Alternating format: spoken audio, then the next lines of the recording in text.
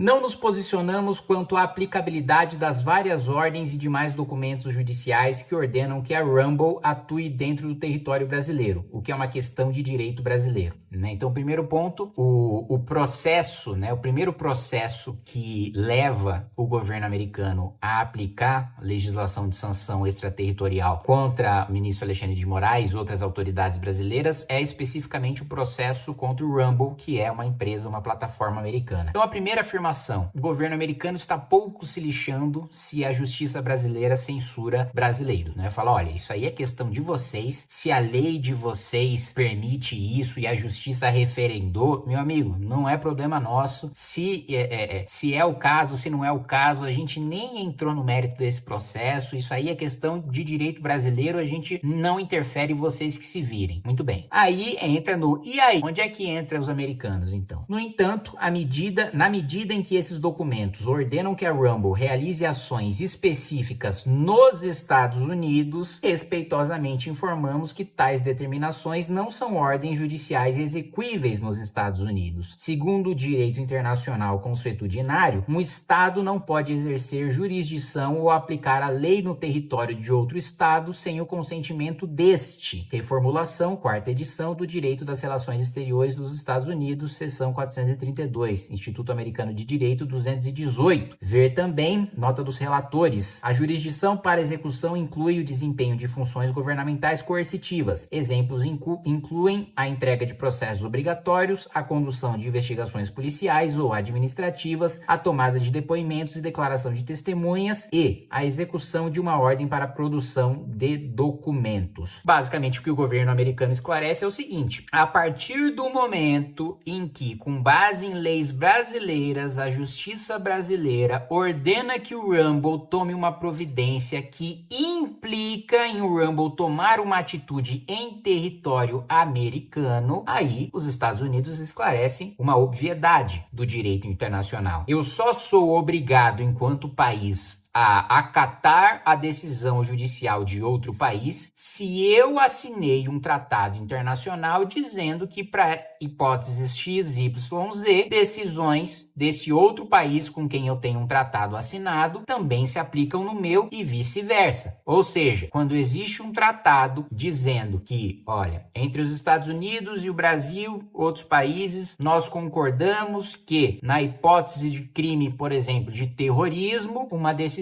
da justiça brasileira pode ser executada em território americano contra um americano.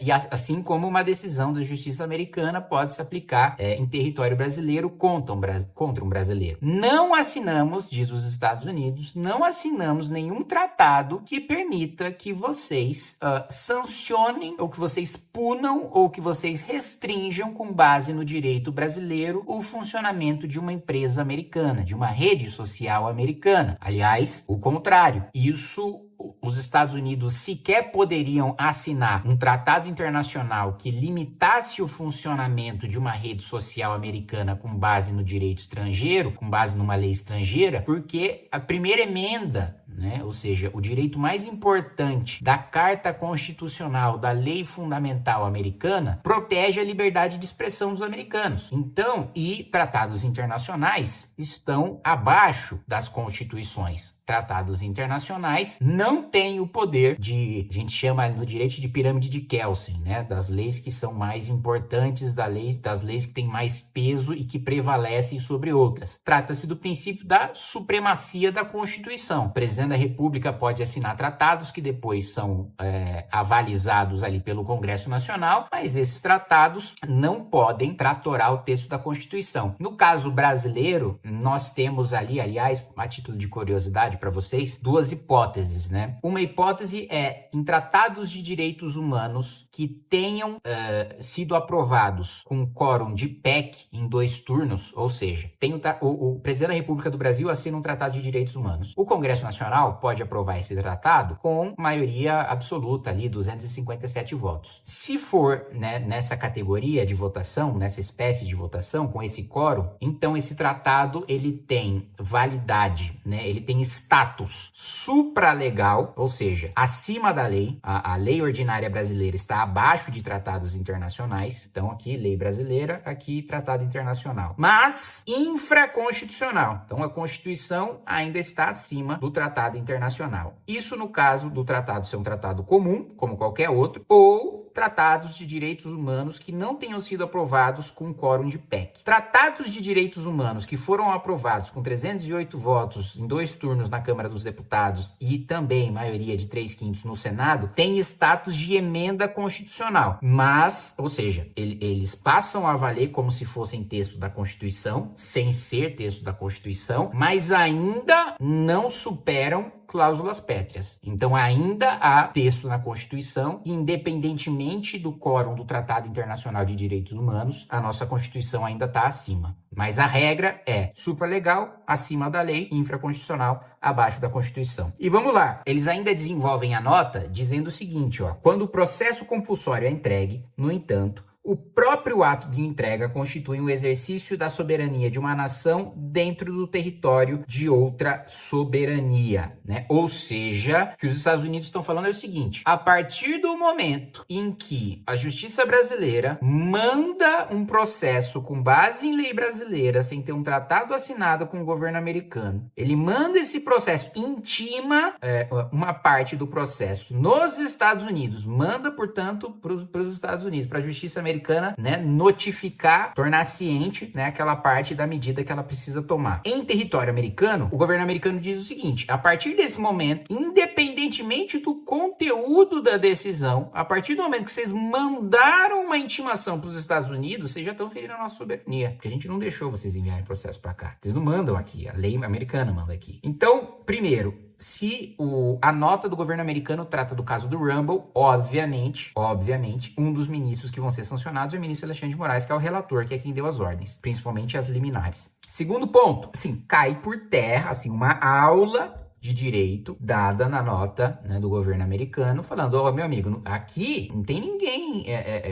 mexendo, não tem nenhuma lei americana que eu tô mandando a justiça brasileira cumprir, não. E não tem nenhum cidadão brasileiro que eu tô obrigando a cumprir uma lei americana, não. Aliás, a lei americana se aplica a instituições americanas. Então, mesmo na hora de eu sancionar um brasileiro, a sanção se restringe a empresas e instituições americanas. Então, o seu ministro não pode pisar no território americano, o que é da nossa soberania decidir. O seu ministro não pode ter relação com empresas americanas, o que é da nossa soberania decidir. E o seu ministro não pode ter ativos, ou aliás, o banco que mantém ativos do ministro sancionado não pode ter acesso ao sistema financeiro americano. Então eu estou tomando decisões única e exclusivamente em relação a institutos americanos, a empresas americanas, a cidadãos americanos e ao território americano. Se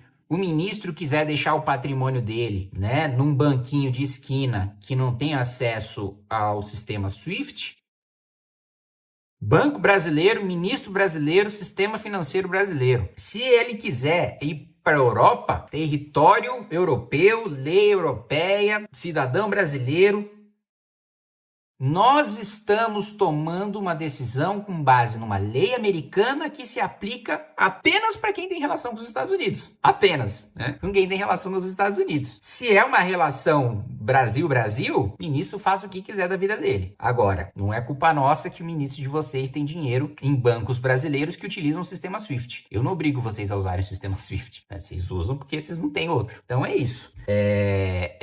Fica cada vez mais claro que essa sanção vai vir, mas mais uma vez, como eu disse no outro vídeo, é uma vergonha para mim, enquanto brasileiro e, claro, enquanto parlamentar, representante de outros brasileiros também, ter que vir uma sanção dos Estados Unidos que, como o próprio governo americano disse, estamos pouco nos lixando para a liberdade de expressão dos brasileiros, para os brasileiros, para as empresas brasileiras. A gente só se mexeu porque vocês mexeram com o americano. Então, assim, nem às vezes eu vejo alguns deputados, né, falarem: olha só como os Estados Unidos são virtuosos, preocupados com a nossa liberdade de expressão, preocupados em salvar o Brasil. Você está dizendo que quer salvar o Brasil coisa nenhuma. Eles estão preocupados com deles. Mexeu com deles, eles estão protegendo. A gente aqui, parlamento brasileiro, Senado brasileiro, É uma vergonha a incompetência que nós temos de fazer o controle do equilíbrio dos poderes entre nós. É uma vergonha a incapacidade que o nosso Senado tem de aplicar a Constituição brasileira e defender a liberdade de expressão, que também é um princípio constitucional nosso, cláusula pétrea, inclusive. É uma vergonha